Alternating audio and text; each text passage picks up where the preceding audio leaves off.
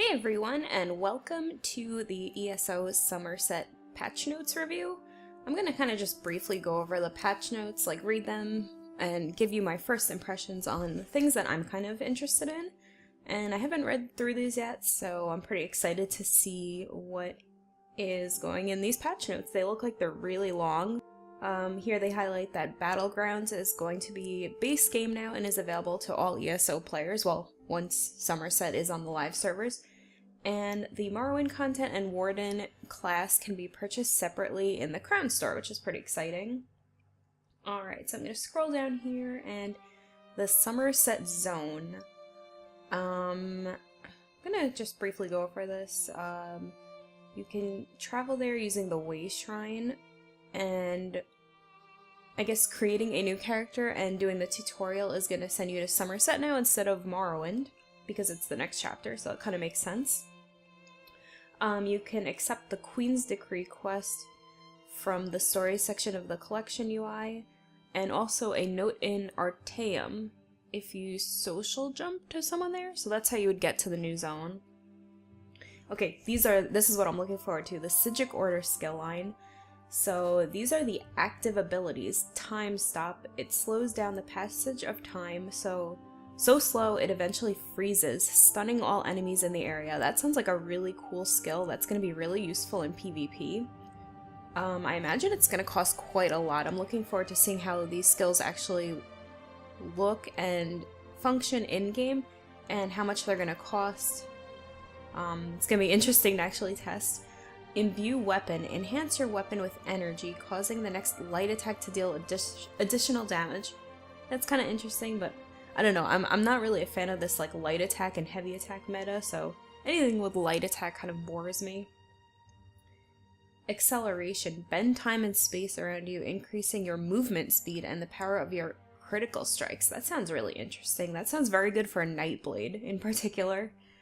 Mend Wounds. Invokes the rights of Mawit. I don't know what that is. Replacing your next light attack with a heal over time, or your next heavy attack with a channels heal. What? Is that based on Magicka? I wonder, that's pretty interesting though. It sounds very powerful for Magicka classes, so I wonder how it's gonna work for stamina. But it's definitely interesting. Meditate. Learn to focus your mind into a relaxed state to restore health, magicka, and stamina. Definitely interesting. I could see that being dangerous to use while you're in combat, or like in Cyrodiil, where you could be attacked anywhere, but it's interesting. And of course, Undo is the ultimate. Walk backwards through time, reappearing at a prior location with the exact same health, magicka, and stamina values from 4 seconds prior. Again, very interesting. I want to see how that's going to actually work in PvP.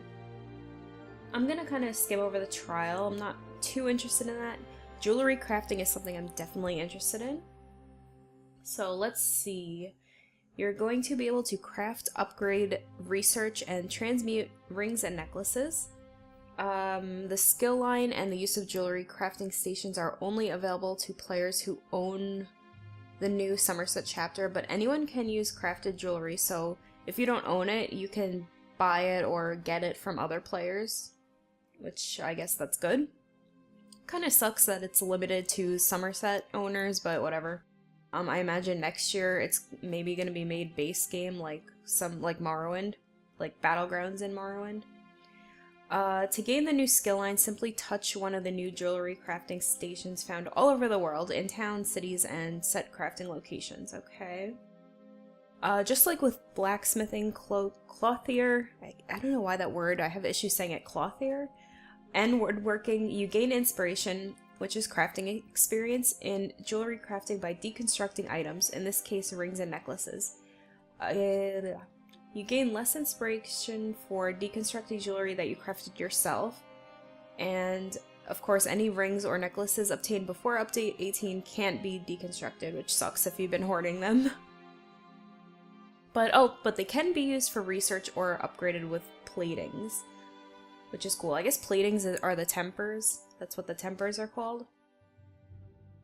Jewelry is made with new precious metal materials found in seams, which are found all over Tamriel in rocky outcroppings, in the shades of cliff sides and other stony places. In much of the same places you might find the metals using blacksmithing. You can harvest raw jewelry crafting materials called dust from these seams, regardless of whether or not you own Somerset. That's freaking awesome. So pewter crafts level 1 to 25, copper level 26 to 50, silver CP 10 to 60, electrum CP 70 to 140, and platinum CP 150 to 160. Jewelry is improved by using platings. Platings can be refined from plating greens, which can be obtained by refining raw dust or deconstructing jewelry. Terne? I don't know if that's how it's said, but it improves from white to green. Iridium improves from green to blue. Zircon improves from blue to purple, and chromium improves purple to gold. Traits for jewelry can be researched by obtaining a ring or necklace of the new trait and researching it. The time required to research a new trait is the same as the other trait skills, starting at 6 hours for your first trait and doubling for that successive trait. So I'm assuming they're going to be selling a lot of those research scrolls to people who are eager to kind of hurry up with the research. Once Somerset is on the live servers, I'm kind of tempted actually to kind of hoard those. Just like any other trade skill, you can research items crafted by other players or those you find in the world. Players with ESO Plus membership will enjoy 10% faster research of all jewelry crafting traits. A jewelry crafting research scroll is available from Faustina Curio, the achievement mediator, for 10 vouchers and requires you to have the jewelry crafter achievement. That's pretty awesome. To be purchased. As with other research scrolls, the jewelry crafting research scroll has a 20-hour cooldown and removes 1 day. Okay, that's not too great, but it's pretty cool. Okay, so let's see the new passives for the jewelry crafting. There's Engraver, which allows you to use higher level base material. The first rank, allowing the use of pewter, is granted for free upon obtaining this skill line. Okay, yeah, I guess there would be a jewelry crafting skill line. I didn't even think of that. Keen Eye Jewelry highlights seams in the world with a golden glow. Jewelry Extraction increases the chance of getting jewelry materials from deconstructing jewelry and allows you to obtain more powerful plating grains from refining raw dust. Lapidary Research decreases the time required to research a new trait. They do have a note here, unlike the other trait skills, research improving passives lapidary, oh my god, that is quite a word, research will not allow you to research additional lines of equipment. So they're going to have new jewelry crafting writs, which is cool, so that's going to be another daily that you can add on. And to become certified, you have to go to, it looks like you have to go to Somerset in the city of Alinor, so that kind of, but can you be certified anywhere else outside of that? So does that mean people who don't own Somerset won't get that and won't be able to do writs? That's kind of what I'm thinking. And of course they're going to have a jewelry crafting station, which you can also get from Faustina, which a normal one costs 125 vouchers and a tunable one costs 250. And a reminder, you have to own ESO Summerset in order to use those. So that kind of sucks, I guess, if you have a friend who has one of these, you're not going to be able to use it if you don't own Somerset. So here are the new traits for jewelry crafting. Arcane, which increases magicka. They can be found all over Tamriel as drops, quest rewards, or set items. And the trait material Cobalt can be created by refining pulverized cobalt, which is found by deconstructing arcane jewelry or by refining raw dust. There is healthy, robust, okay, so these are pretty much what we already have. There's triune, increases health, stamina, and magicka.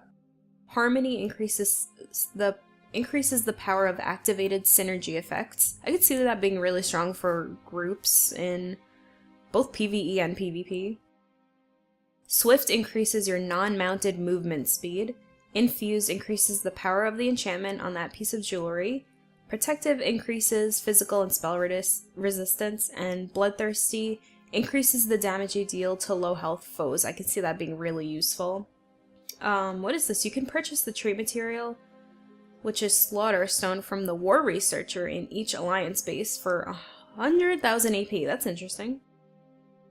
So there's 10 new item sets from a variety of sources in Somerset. The crafted sets are Adept Rider, and that gives you spell resist, physical resist, max health. While mounted, you gain major evasion, increasing your dodge chance by 15%. That's weird. And dismounting spawns a cloud of dust at your position for 12 seconds that deals 1,436 physical damage every 1 second to enemies who stand inside of it. That's really weird. You and group members inside the dust cloud gain major evasion. The dust cloud can be created once every 12 seconds. I hate to say it, but that sounds like a Zergling's gear set. I could just see a whole bunch of people, like in an unorganized Zerg, running that. Okay, and then there's Slod's Semblance, which gives you max magicka, max stamina, spell damage, weapon damage, and the 5th ability is Damaging an enemy has 10% chance to put a Leeching Shadow on them, dealing 853 oblivion damage every 1 second for 6 seconds. This effect can occur every 6 seconds. You guys should know how I feel about proc sets, so not a fan of that. And then there's Nocturnal Favor, which grants max stamina, max health, and whenever you successfully dodge, heal yourself for 4,000 damage. 4,000 HP. This effect can occur every 2 seconds. That's pretty strong. I could see a lot of Nightblades, like stamina Nightblades using that, and I could see a lot of complaints. I can already see the complaints from people. And I guess the next set, all these other sets are what you can find in the Somerset zone. So there's the Wisdom of Vanus, which grants you max magicka, magic recovery, and max magicka, and after landing a full heavy attack, you gain major mending for 3 seconds, increasing your healing done by 25%. This duration is increased with each rank of the Restoration Staff passive Essence Drain when using a Restoration Staff. That's interesting. So that is only limited to a Resto Staff, I guess. Okay, that's a light armor. This medium armor set is called Griffins Ferocity.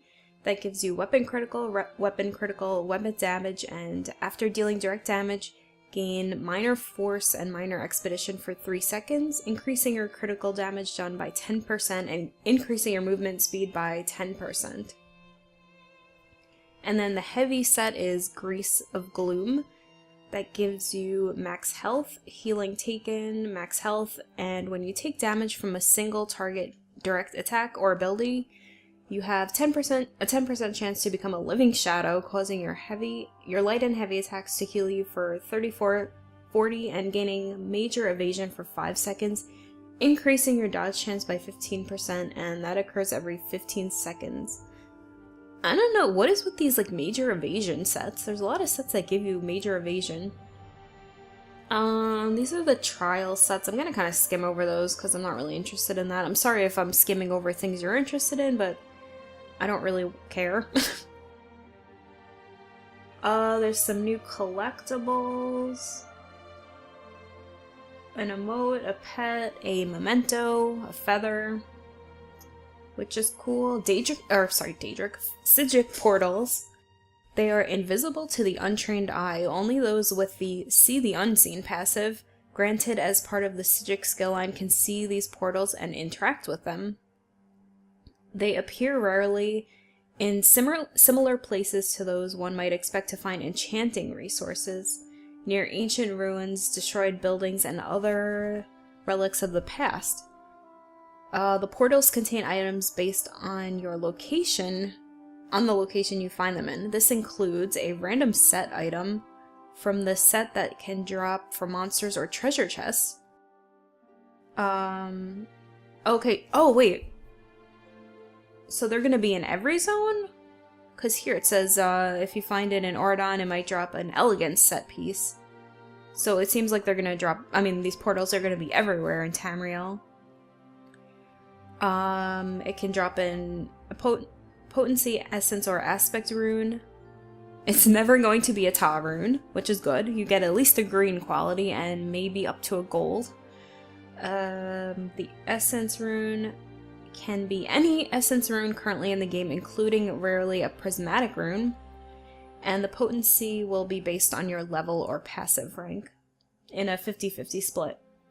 Rarely you will obtain a Motif Chapter from a Citric portal. These Motif Chapters are from a motif found within the zone. That's freaking cool! So if you're in Clockwork City and you open a portal, or use a portal, you can, or you have a chance to get the Clockwork Apostle Motif Chapter, which is really cool. Wow, that's a really good idea, actually. They may include infused jewelry or its associated trait materials, pulverized Arubic amber, or refined Arubic amber, and very rarely they might contain a single draught of Citric ambrosia. That's really cool. I like that idea, actually. That kind of gives you more reason to just run around the world and explore. And what is this? We have Abyssal Geysers. It's a new event found only in Somerset, pitting you and your allies against wave upon wave of foes, capped off by a fight against a boss monster. So it's kind of like a dolmen, but without having a dolmen, because those were more base game and with the Molag Bal storyline. So they're kind of implementing something else, I guess, that's similar to it. That's really cool. Depending on how well you and your allies perform, you may fight against a Yagra monstrosity, or one of a number of deadlier, more rewarding bosses, named bosses even. And they give you some rewards, such as a ring or necklace in either the Grace of Gloom or Griffins Ferocity or Wisdom of Vanus item sets, among other loots. Fighting a named boss guarantees a ring or necklace will be at least blue quality, sometimes purple. And you'll also receive a guaranteed jewelry enchantment of at least blue quality, among other loot. Regardless of which boss you fight, at the end of the geyser, you'll be able to open a shell trove for additional rewards, another set ring or necklace, a chance for a Citric Motif Chapter, and a chance at a unique clammy furnishing? That's really cool, though. I'm glad to see more things like this, and I hope they're more challenging than dolmens, because while I like dolmens, they're really cool, or dark anchors, they're just not that tough, especially if you have a Zerga people going to them. So I kind of hope they scale in difficulty, depending how many people are going to be up against them, but that's really cool. I'm happy to see something like that. There's going to be 3 new homes. Golden Griffin Garret. That's a funny phrase. Golden Griffin Garret, that's a funny name. Alinor Crest and Colossal Eldmeri Grotto. Oh, is that the ship? I want the ship one. That's really cool. I saw that on the ESO Live. That's gonna be my next house. Battlegrounds is gonna move to base game, which is great. I hope more players are gonna be doing that then. What I'm really excited for is that now you can choose a specific queue for the game type, which means I'm going to be doing deathmatch all the time. Deathmatch is the only one that I like, so I'm really eager for that change. There's going to be new motifs. The Citric motif will come from adventuring around Somerset, and that includes completing the geysers, killing world bosses, completing abyssal pools. What is an abyssal pool? Is that the same thing as a geyser? Treasure chests, killing delve bosses, and killing monsters. And I guess the chance to obtain a motif goes up as you increase your rank with the Citric Order skill line, with rank 10 giving you a 10 times increase over those not versed in the ways of Citric Order, which is pretty cool. There's the Sapiarch Motif Chapters. They come from completing daily quests for the Divine Prosecution in Alinor. And there's Fanglayer and Scale Color Motif Chapters, which I guess you get from each of those dungeons respectively. Okay, Alliance War and Battleground Collectibles. The Arena Gladiator Helm, a hat collectible, can be earned by acquiring 12 Arena Gladiator proofs from the new Conquest board dailies in Cyrodiil. Is that all we get? Is that all we get, a hat? I was kind of hoping it would be a full outfit, but maybe it's just a start, I don't know. but that's cool. I guess it's one new thing we get.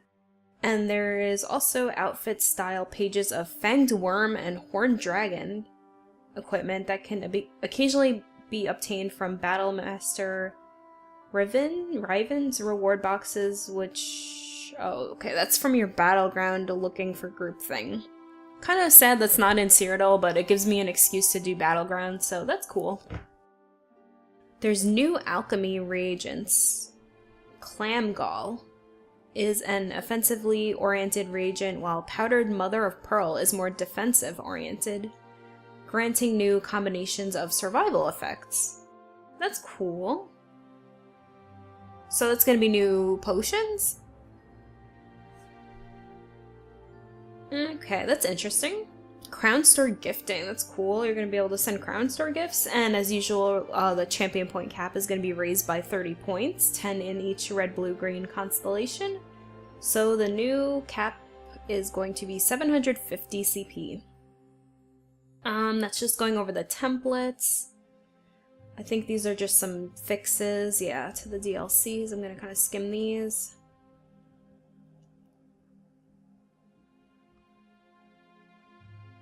Okay, let's see this combat balance.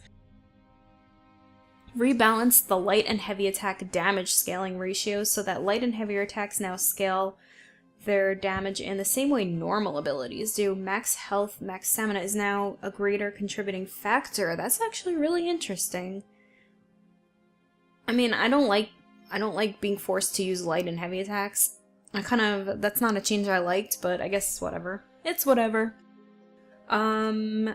And they also rebalance light and heavy attack damage across weapon types to reinforce the concept that light attacks are for dealing damage and heavy attacks are for restoring resources. Okay.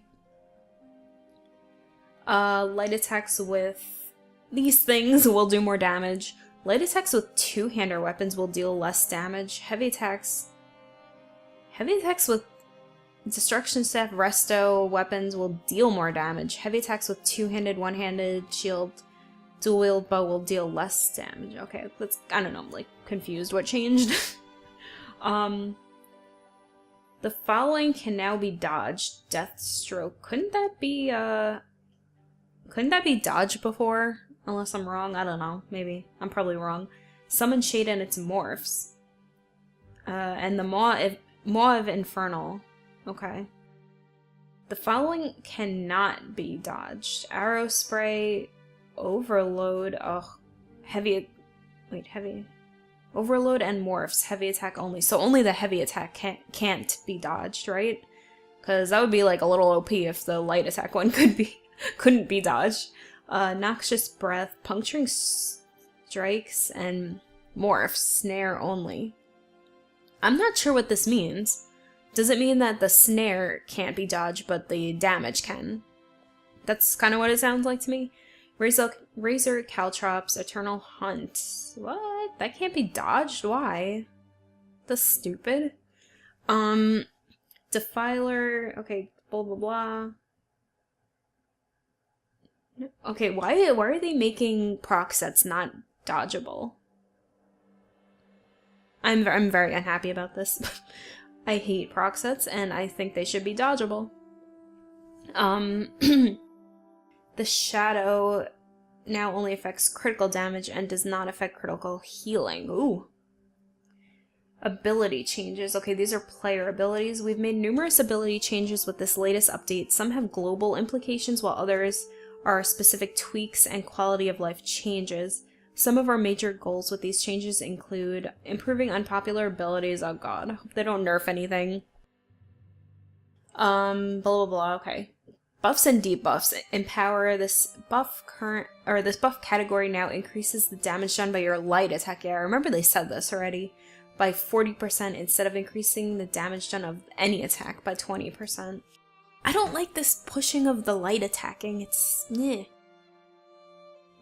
Major and minor force. These buff categories now only affect critical damage and not critical healing. I'm okay with that because healing is very strong in PvP, so that's fine with me. Decays. Ardent Flame, Cauterize, increase the range of the heal. I feel like they kind of already went over this. So I might just skip this a little because I think this is old news with the decays. Nightblade, okay, Assassin's Blade. This ability and its morphs now deal their bonus execute damage when the target is below 25%, down from 26. Okay, that's not a big deal. That's not a big change. Lotus Fan, this snare applied by this morph now reduces movement speed by 40%, down from 70. Ooh, that is good. That is good. Shadow, bolstering darkness. This morph now causes the major protection buff to remain on you even after leaving the area. This buff will persist for the duration of the ability. I would like to see the Consuming Darkness, both morphs, be used more. I think the other one's Veil of Blades. That used to be used a lot back in like 2014, 2016. I don't know about past that. Maybe 2016 a little bit. But nobody really uses that skill anymore. And I would like to see the other morph buffed also. I hope more people use this now, but I don't know. Maybe if you're running in a group, but definitely not for things like solo PvP. Dark Cloak, which is one of the Shadow Cloak morphs. It no longer grants invisibility, but it instead heals you for 32% of your max health over 3 seconds, and grants minor protection. That's a big change. I really wonder if a lot of Nightblades are going to use that instead of the invisibility morph. I think it's probably mainly going to be a PvE thing. I don't see this being used that much in PvP unless you run it in a group. I could see maybe a small group that might be really useful, but if you're in solo, I don't think this is going to be more useful than the invisibility one. I forgot what it's called. Dark Cloak, Shadowy Disguise, I think that's the other one. Dark Shades. Rename this morph to Dark Shade, a singular, because this morph now summons 1 shade instead of 2, and the shade will occasionally deal a point-blank area of effect around it? Damage effect around it, okay. I don't get it. I don't know what it did before. What did the morph do before? I guess no one used it, so why would I know? Manifestation of Terror. Reduce the arming time of the traps created by this morph to 2 seconds from 3. I still don't think anyone is going to use this morph, personally. Mass Hysteria is just way too good. Path of Darkness, reduce the damage and healing done by this ability, and Refreshing Path morph by 5%, and reduce the damage done by Twisting Path by approximately 9%. Okay, so they nerfed it, basically. Shadow Image, this morph can now be cast without an enemy target. I think a lot of people were waiting for this. I know I don't use this skill personally, but a lot of people are saying, please, can we use this without targeting people? And now you can, so yay. Happy for those people. Maybe I'll start using it too. I really never bothered trying it. So, I don't know, maybe it'll help me out. Siphoning Debilitate, which is a cripple morph. This morph now refunds 100% of the ability's cost if the enemy dies while affected by it. Increase from 50. Malevolent Offering, which, I don't know, it's such a stupid skill. I think they really messed it up. This ability and its morph now Smart Heal any ally in front of you instantly instead of healing a specific target over time. Each cast of these abilities will place a damage over time effect on you that drains your health over 8 seconds. I don't know. I mean, maybe this is more for PvE. I'm speaking from PvP, but anything that drains your health isn't going to be good in PvP. That's just my opinion, though. I don't know. Soul Siphon. The Soul Shred. Okay, so that's the ultimate. Increase the radius. Is that the one I use, Soul Siphon? I don't remember which morph I use, but it's really useful on one of my Nightblades, my Stamblade. Okay, so increases the radius of the heal applied by this morph to 28 meters from 15... Increase the radius of the heal to 28 from 15 seconds. I'm confused by this statement. Is it from 15 meters, did they mean, or... I don't know, but okay, I guess that's kind of cool. And of course, Strife, they increase the cost of the ability, which kind of sucks, but whatever. It was a pretty strong ability, so I don't know. Sorcerer. Ooh, Dark Magic. Alright, I'm probably gonna just skim some of these class changes. Alright, so we have some weapon changes now. For one-handed shield, the shield charge skill increase the duration of the stun applied by this ability and its morphs to 3 seconds from 2. Okay, whatever.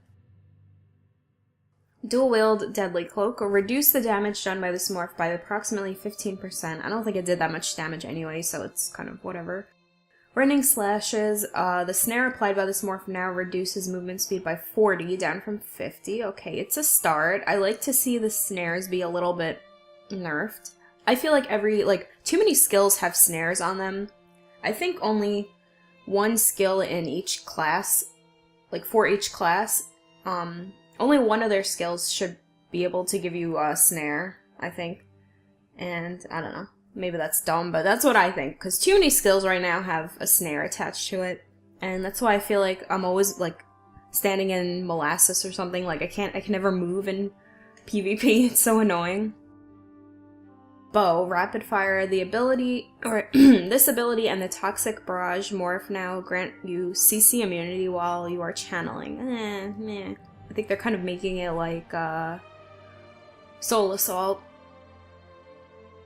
It was kind of fun to interrupt them, but whatever. Werewolf, I don't really care about Werewolf, so if you do, you can just read that. I don't care. Champion System, the Lady, Bulwark. This ability now only requires you to have a Frost Staff equipped to obtain its bonus instead of requiring a Frost Staff and the Trifocus passive. It can still also be obtained by having a shield. I have no idea what that does. I have absolutely no idea. Combat fixes and improvements. Fixed an issue where some abilities, critical charge, focus charge, shield charge, would charge you directly inside of the target player. Okay, that's cool, because I know definitely focus charge. I used that a few times in PvE when I was leveling a Templar. I remember it would position you in the dumbest way so then you can't attack right after you gap close. It would your next attack would kind of miss because you would be placed right inside the enemy. It would be, I don't know, stupid. Or I don't know if this is just for player characters, but I noticed in PvE it would place you almost in front of the enemy and it would be annoying. So I don't know if that's what they're talking about, but that's kind of what I'm thinking of here. Draconic Power for Dragonite, Spiked Armor, updated the tooltip, okay, whatever. Nightblade, Assassination. Executioner, fixed an issue where this passive was not restoring resources, okay. Merciless, Resolve, fixed an, okay, I think these are just fixes, so I'm gonna kind of skim over those. Yeah, these are just fixes, I don't really care that much about those. Yeah, and of course, two-handed bows, Destro Staves, and Resto Staves now count for 2 set pieces. So you can now use monster sets with two-handed things, which is cool. Although I already used a monster set with my two-handed on my Nightblade, but that's because I used agility jewelry. But yeah. Consumables, decrease the strength of the snare applied by the hindrance poison to 40 from 50. It's not a big change, but any change to snares is good.